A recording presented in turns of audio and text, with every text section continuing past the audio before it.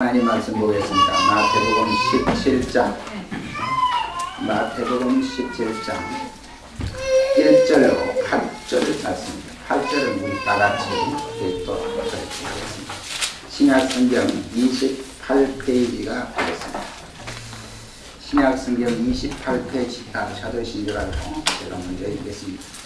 여제 후에 예수께서 베드로와 야고보와 그 형제 요한을 때리시고 따로 높은 산에 올라가시더니 저희 앞에서 변형되사 그 얼굴이 해같이 빛나며 옷이 빛과 같이 휘어졌더라.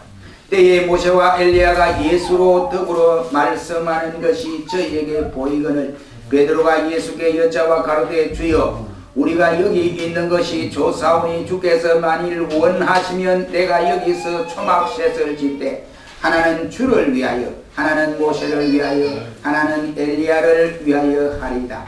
말할 때에 홀연히 빛난 구름이 저희를 덮으며 구름 속에서 소리가 나서 가로되 이는 내 사랑하는 아들이요 내 기뻐하는 자니 너희는 저의 말을 들으라 하는지라. 제자들이 듣고 엎드려 심히 두려워하니 예수께서 나와 저에게 손을 대시며 가라사대 일어나라 두려워 말라 하신대. 다같이 8절 있습니다. 제자들이 그를 들어보매 오직 예수 외에는 아무도 보이지 아니하니라. 아멘. 찬양대 찬양으로 영광을 돌리겠습니다.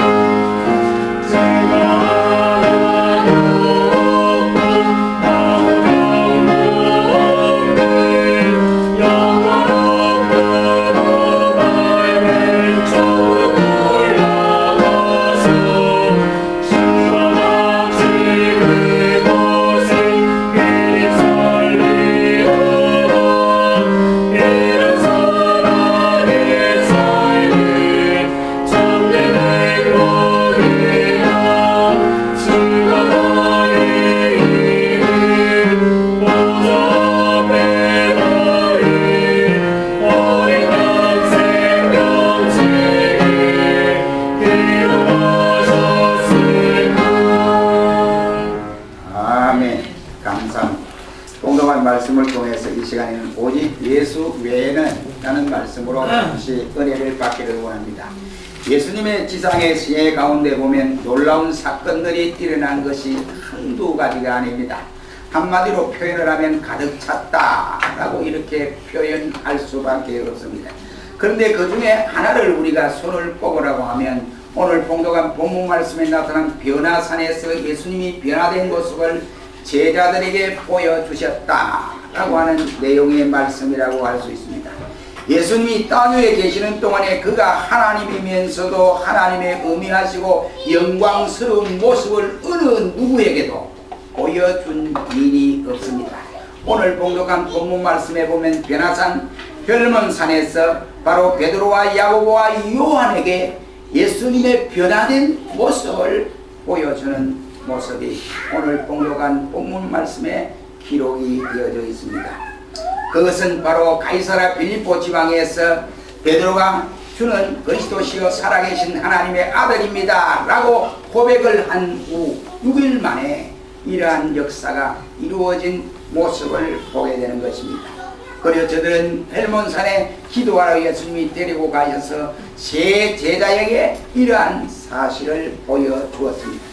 제자들에게 예수님이 십자가상에서 돌아가시고 재림하는 그 순간까지, 부활하는 순간까지 단 한 번도 이와 같이 그리스도의 영화로운 몸, 영광된 몸을 볼 수가 없었는데 저들이 미리 이와 같이 보여주는 모습을 보고 베드로는 너무너무 기쁘고 즐겁고 황당해서 요즘 아이들로 말하면 뿅하는 이와 같은 상황이 되었습니다. 이 설교 말씀을 준비하면서 내 자신이 과연 기도 중에 베드로의 모습이 되어지고 당시에 베드로의 시대로 올라가서 내 자신이 베드로처럼 그렇게 되었다고 했을 때 주님의 변화된 모습을 보고 나는 뭐라고 표현했을까 생각하니 황당함이 거지없다 라고 표현하지 않겠는가 생각이 듭니다. 그래서 이 시간에 우리는 본문을 통해서 바로 생각할 수 있는 말씀은 오직 예수 외에는 라는 말씀으로 잠시 은혜를 받기를 원합니다. 먼저 2절 말씀에 보세요.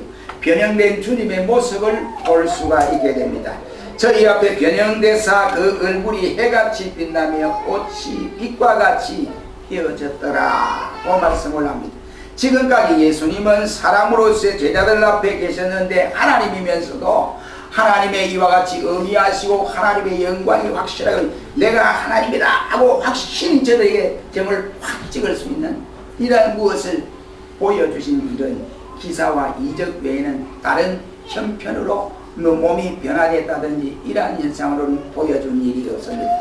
하늘에 계신 영광의 하나님과 같이 나타나신 것이 바로 오늘 본문에 나타난 내용입니다. 그의 얼굴은 해같이 빛났고 그의 입은 이와 같이 옷을 보니까 빛처럼 휘어졌더라 그 말씀을 하고 있습니다. 아무도 예수님의 이러한 모습을 본 사람이 없습니다. 그러니 베드로가 이러한 주님의 모습을 보고 얼마나 황당하고 얼마나 좋고 멍청하게 예수님을 바라보았겠습니까? 그 이유는 주님 앞에 하시는 말씀이 예수님, 주님이 원하면 내가 이곳에서 예수님을 위해서 집을 짓고 또 모세를 위해서 집을 짓고 엘리야를 위해서 집을 짓고 내 여기 살겠습니다. 이렇게 표현하는 모습을 보아서도 알 수가 있습니다. 얼마나 좋았을까요? 그러면 주님은 어떤 때에 변형되었느냐 하는 것입니다. 누가복음 9장 29절로 39절 말씀에 말하기를 거기에 예수께서 베드로와 요한과 야고보를 데리시고 기도하러 변화산에 올라갔다 라고 했습니다. 그래서 기도하실 때에 주님의 모습이 변화되었고 그 옷이 휘어져 광채가 나더라 이라는 말씀입니다. 예수님은 기도하는 일이 습관처럼 되어졌습니다. 하루의 일과가 아무리 고되고 복음을 전가하고 다니면서 지방으로 다니며 설교를 하시고 병을 고치고 이렇게 고되더라도 꼭 주님이 기도하는 시간에는 겟세마네 동산에 올라가셔서 기도하는 주님 자신이었습니다. 기도하실 때에 몸의 모습이 변하여서 그의 얼굴에는 광채가 났는데 해같이 빛나며 옷이 휘어져 광채가 났더라 그 말씀을 하고 있습니다. 기도를 우리가 심도 있게 하게 되면 기도하는 사람의 얼굴이 변화되는 모습이 우리 성경에서 곧잘 나타나고 있습니다. 출애굽기 34장 29절로 30절 말씀에도 보면 모세가 하나님 앞에 시내산에 올라가서 두 율법을 받기 위해 올라갔습니다. 그때 모세는 시내산에서 40주야를 금식 기도를 했습니다. 그래서 모세가 하나님께로부터 두 율법 10계명을 받고 두 손에 잡고 내려왔을 때 백성들이 모세의 얼굴을 보니까 광채가 너무너무 많이 나서 그냥 눈으로 모세를 바라볼 수 없었더라고 성경은 말씀을 하고 있습니다. 하나님과의 깊은 영적 교제를 이루는 사람에는 이처럼 그의 용모의 광채가 뛰어날 수밖에 없다, 이란 말입니다. 사도행전 6장 15절 말씀에도 보면 회중에 앉아있는 사람이 다 스데반 집사를 주목하여 보니까 그의 얼굴이 얼마나 빛이 나던데 간에 천사의 얼굴과 같았더라, 그 말씀을 하고 있습니다. 이 말씀은 스데반의 얼굴에 광채가 났다는 말이 되겠습니다. 이러한 모습은 모세가 기도를 하고 시내산에서 내려올 때의 그 모습과 같다라고 말을 할 수 있습니다. 스데반 역시 하나님과 깊은 교제를 가지는 기도하는 사람이었습니다. 그러기에 스데반을 싫어하는 무리들 앞에서 성령이 충만하여 하늘을 우러러 주목하여 하나님의 영광과 예수님이 하나님의 우편에 서신 것을 보며 보라, 하늘이 열리고 인자가 하나님 우편에 서신 것을 보리라, 그 말씀을 외쳤습니다. 돌로 치는 폭도들을 향하여 하나님 저희 원수들입니다. 저들이 내가 복음을 전하는데 저놈들이 나를 복음 전하지 못하도록 돌로 쳐서 나를 죽이는 이 상황에 있습니다. 그러니 저들을 하나님 다 하늘에 불로 썰어 죽여주시옵소서 라고 기도하지 아니하고 스데반은 하나님이여 저희가 지금 하는 일이 무엇인지 알지 못합니다. 그러니 저희 죄를 용서하여 주시옵소서 라고 기도하면서 숨을 거두었습니다. 이렇게 하나님과 깊은 교제를 나누는 기도는 사람의 모습을 변화시켜 주신다, 이 말입니다. 그의 말과 생활까지도 변화시켜 주는 것입니다. 스데반이 자기를 박해하는 무리들을 하나님께 간구하면서 보복해 주기를 원하는 것이 아니라 저들이 지금 하는 짓이 무슨 죄를 지었는지 알지 못합니다. 하나님 용서해 달라는 기도였습니다. 하나님과의 깊은 교제를 나누는 기도의 사람 스데반은 원수들을 저주하지 아니하고 도리어 그리스도의 사랑으로 사랑했던 모습을 볼 수 있습니다. 그렇다면 저와 여러분들이 진정코 하나님과 교제를 이룬다고 할진대, 기도하는 사람이라고 할진대, 성도라고 한다면 우리의 빛을 많은 사람들 앞에 보여서 비치게 해야 됩니다. 어떻게 해야 되느냐? 여호와의 아름다움과 우리들로 통하여 나타나는 하나님의 영광이 우리를 통해서 드러나도록 만들어줘야 된다, 이런 말이에요. 예수 믿기 전이나 예수 믿으니 달라진 것이 없다. 예수 믿기 전에 욕 잘하고 거짓말 잘하고 막 이렇게 사기도 잘 치고 이런 사람이 예수 믿은 이후에는 그런 것이 완전히 떠나버려. 그래야 다른 사람이 볼 때 이야 저 사람 안 그리는데 교회 나가고 예수 믿더니만 사람이 달라졌어, 이렇게 바꿔줘야 된다, 이런 말이 되겠습니다. 그래야 우리와 가까이 있는 예수 못쟁이들로부터 우리가 주님과 함께 있다고 하는 임마누엘의 은총을 알게 해야 한다, 이런 말입니다. 오늘 본문에 나타난 예수님의 변화된 모습이나 모세의 모습이나 엘리야의 모습은 하나님과 함께 하신다는 임마누엘의 증거를 보여주고 있습니다. 역시 기도로 하나님과 교제를 나누는 성도라고 할진대 만민이 알 수 있도록 우리의 용모와 말과 행동이 예수 믿기 전과 달라져야 된다, 변화된 모습을 보여야 된다, 이런 말이 되겠습니다. 이것이 바로 되어야 우리가 하는 것보다 전도가 되어지지, 이것이 안 되면 전도의 길이 막힙니다. 그러니 사기꾼을 보고 누가 예수 믿겠습니까? 그게 안 된다 이거죠. 그러니 변화되어야 된다, 이 말이에요. 그리고 예수님의 이 변형의 모습은 주님께서 재림하실 때에 이러한 모습으로 변형될 것이니 이것을 미리 새 제자들에게 보여주신 사건이라고 할 수 있습니다.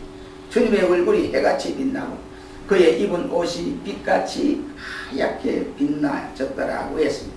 예수님께서 재림하실 때 그의 성도들과 함께 세상에 나타나실 예수님의 위엄에 대한 것을 제자들에게 미리 보여주신 사건이다 라고 할 수가 있습니다.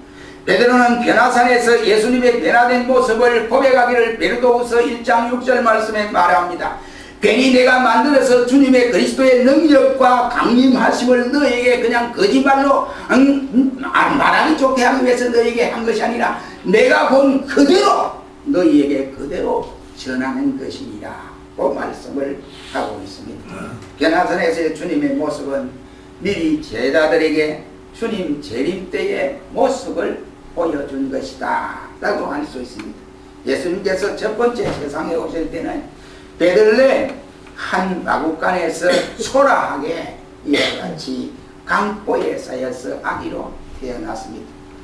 이때는 비천의 모습입니다. 그러나 주님께서 재림하실 때는 영광의 권세로 천사들의 옹의를 받아가면서 오실 것이요 그때는 온 천사가 나팔을 부는데 이 지구촌에 나팔 소리가 우렁차게 될 것이고 주님의 엄연한 모습이 전 세계에 하나같이 누구든지 다 보게 됩니다.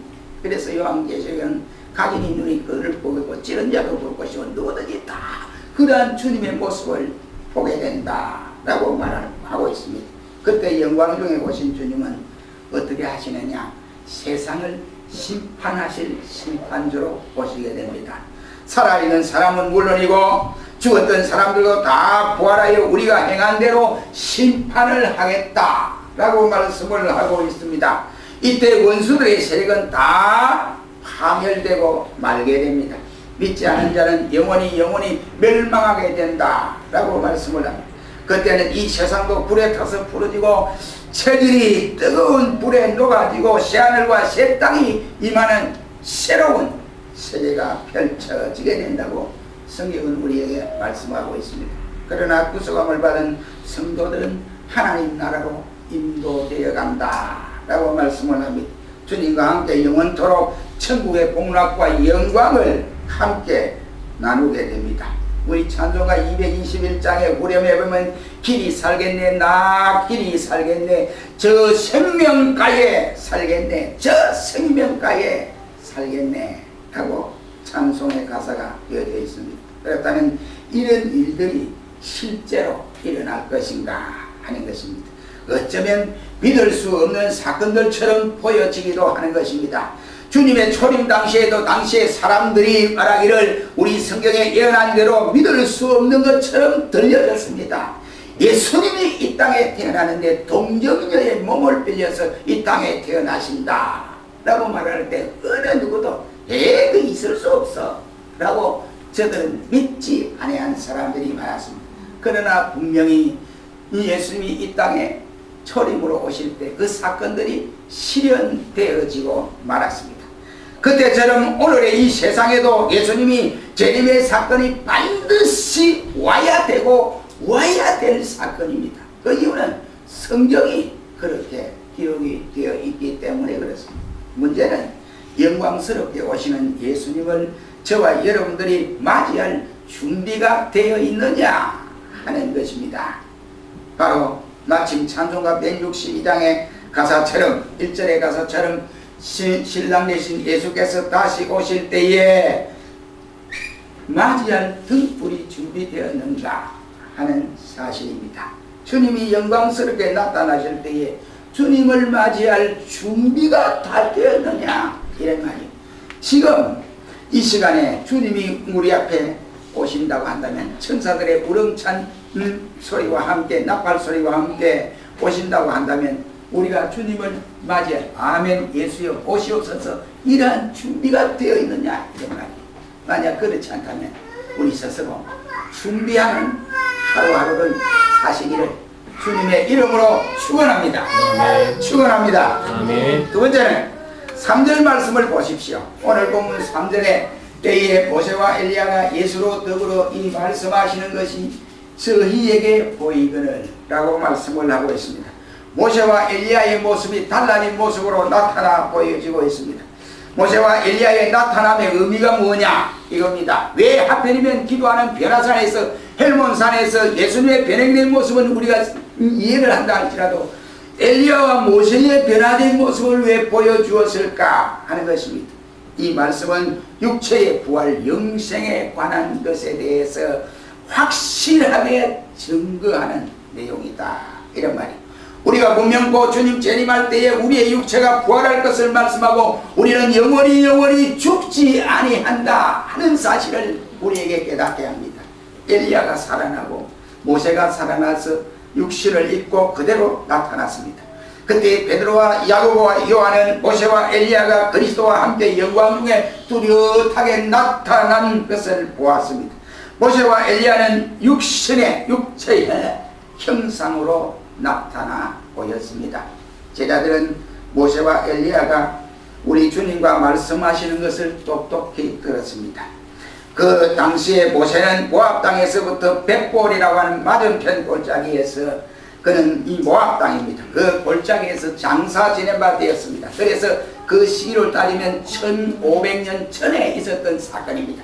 그리고 이 엘리야는 바로 회리바름을 타고 하늘로 올라간 사람인데 그 당시에 승천한 그 시기가 약 900년 전에 일어났던 사건입니다. 그리고 모세가 1500년, 엘리야가 900년 전에 지나갔던 사건에 저들이 다시 사람의 몸을 입고 변형된 모습으로 변화산에서 나타났습니다.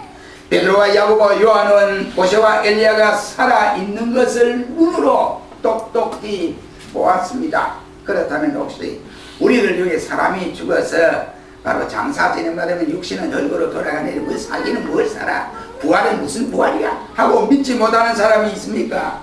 부활을 믿지 못하는 사람이 있느냐 이 말입니다. 예수님이 재림하시는 날 진짜 죽었던 사람이 무덤에서 살아나고 우리가 들리움을 올라가는 이 장면이 생생하게 나에게도 해당될까? 믿어지십니까? 믿어지십니까? 안 믿어져요? 아니, 큰일 납니다. 믿어지십니까? 믿어지십니까? 아멘. 예. 확실히 대답을 하세요. 믿어져야 됩니다. 우리도 죽음을 통하여 슬퍼해야 하느냐 아니면 의문이 가는 이와 같은 신자가 있습니다. 어떤 분이 이제 어머니가 돌아가셨어요. 어머니가 돌아갔는데 그 어머니가 돌아가시고 나서 본인이 가만히 생각했고 그 어머니가 권사님이에요. 돌아가신데 내가 슬피 울면 하나님 앞에 제될 것 같고 그리고 또 이제 이 위로하고 오시는 성도들 앞에서 또 너무 웃어버리면 너무 웃어버리면 너무 믿음이 좀 없는 것 같이 좀 경하게 보이는 것 같고 어떻게 하면 좋을까 이런 생각도 해. 그래 조금씩 이렇게 찬송 부를 때 약간씩 이렇게 웃었다. 그래 그 생각하니까 우리 어머니 천국 갔는데 주님과 함께 지금 가서 영광을 누리고 있는데 내가 무슨 걱정을 할 것이냐 이래. 그래서 목사님 한 분이 한 말이 그러면 소유금을 우리가 위로금을 이래 보내야 되는데 앞에 무엇으로 쓸까? 우리는 변함이 없습니다. 믿음으로 위로를 받으십시오. 이건 뭐 어느 집에도 막 한결같은 그 말을 지금 쓰고 있습니다. 근데 그 목사님이 천국 입성 너무했다. 그러나 사실은 그래요. 천국 입성이니까 그렇게 말을 한 분도 있습니다. 우리는 변화산에서 모세와 엘리야를 통해서 죽었던 자가 다시 살아난다는 명백한 증거를 우리에게 보게 하고 깨닫게 하는 사건이다 라고 할 수 있습니다. 모세는 1500년 전의 사람이요 엘리야는 900년 전에 사람으로 승천했습니다. 그런데 육체를 입고 나타났다는 것은 우리에게 부활의 확실성을 믿으라 이것을 나타내는 말이 되겠습니다. 그때 지금까지 예수 안에서 또한 예수 밖에서든지 잠자던 사람이 다 부활하게 됩니다. 그때 빌라도, 헤롯, 그 당시에 예수님을 죽이려고 공모했던 종교 지도자들도 다 부활하니 그때의 저들의 모습이 예수님 당시에 잡아 죽일 때 당당한 모습 그대로를 가지고 있겠습니까? 아니지요. 예수님 앞에 가히 고개를 들고 쳐다볼 수 없을 것입니다. 부들부들 떨고 있을 것이다. 이런 말이 되겠습니다. 그러나 생명의 부활로 임한 서대반 사도 바울 같은 이는 또한 성도들이 얼마나 기뻐하고 즐거워할 것이냐 이 말입니다. 그러면 저와 여러분도 어떻게 그때가 주님 재림주로 오실 때 그때 내 모습은 어떨까 한번 생각을 해보십시오. 오늘 본문에 나오는 모세와 엘리야는 당시 제자들과는 시대적 격차가 커도 너무너무 크게 나타나고 있습니다. 그런데 모세를 알아봤어요. 엘리야를 알아봤습니다. 저들이 어떻게 알아봤느냐 이 말이요. 모세 얼굴도 본 일이 없습니다. 엘리야의 얼굴도 본 일이 없습니다. 이름은 들었습니다. 저들의 위대한 업적들을 성경을 통해서 깨닫고, 아, 위대한 광야교회 지도자다. 아, 위대한 갈멜산의 영웅이다. 이건 들었지만 엘리야의 모습을 보았어야죠. 모세의 모습을 보아야 모세를 알든지 엘리야를 알게 되죠. 그러나 제자들은 알았다. 어떻게 알았을까요? 예수님께서 영적 이해력을 저들에게 주셨기 때문에 그렇습니다. 저와 여러분이 이 다음에 천국에 가면 믿음의 조상 아브라함을 한 번도 본 일이 없는데 아브라함을 알 수 있습니다. 순종의 아들 이삭을 알 수가 있습니다. 그리고 야곱을 보면 그 야곱에 대해서도 알 수가 있습니다. 그리고 다니엘, 모세, 그리고 엘리야, 그의 세 친구, 다니엘의 세 친구를 비롯하여 사도 바울, 스데반, 우리의 앞서간 믿음의 종들, 우리 선배들이 순교자로 하늘나라에 올라갔던 선배들의 얼굴을 잘 모르지 않습니까? 그때는 다 확연하게 알게 됩니다. 그 이유는 하나님이 우리에게 깨달을 수 있는 은혜를 베풀어 주시기 때문에 그렇습니다. 만약 그렇지 못하고 모세도 못 알아보고 아브라함도 못 알아보고 앞서간 선인들도 알아볼 수 없다고 한다면 얼마나 안타깝겠니 말이에요.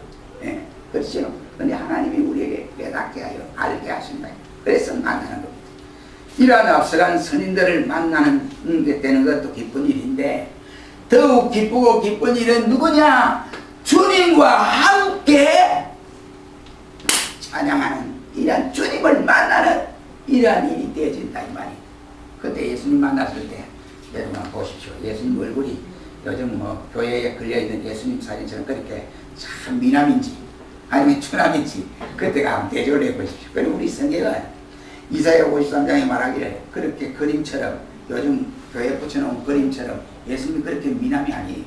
예수님은 그렇게 하면 흠모할 만한 가치가 없다 라고 자기의 육신을 그렇게 표현을 했습니다.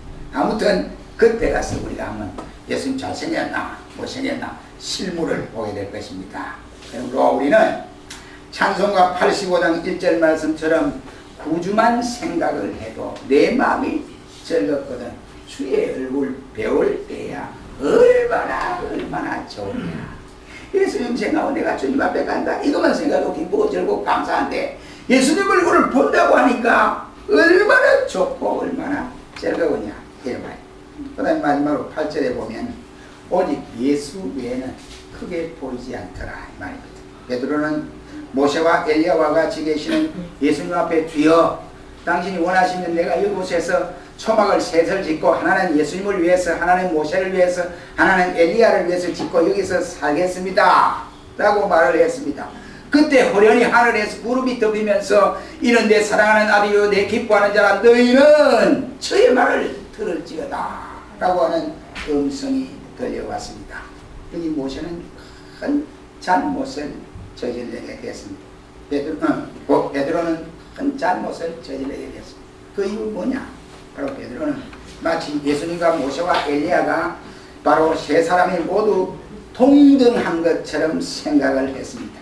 그때 베드로의 말이 끝나기도 전에 호련히 하늘로서 임하는 이 말씀을 베드로가 듣고 깨닫게 된 거예요. 그래서 그 음성을 듣고 바로 하나님께서 모세와 엘리야보다 훨씬 더 위대하신 분이구나 하는 것을 더욱 깨닫게 됐습니다. 모세와 엘리야는 하나님께서 장차 말씀하실 것을 전가하기 위하여 하나님의 집에 온 종으로서 충성할 뿐이고, 예수님은 하나님의 집의 맏아들로서 충성하는 사람이라고 히브리서는 말씀을 합니다. 그러니 모세도 엘리야도 위대하지만 예수님과 비교도 안 됩니다. 저들은 한낱 피조물에 불과하지만 예수님은 우리의 구세주가 되는 것이고 그분이 천지 만물을 말씀으로 창조하신 분이십니다.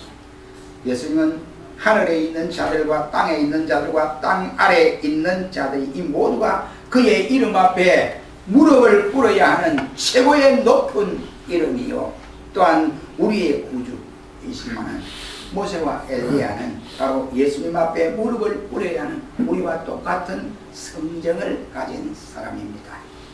물론 모세도 위대하고 엘리야도 위대한 사람입니다.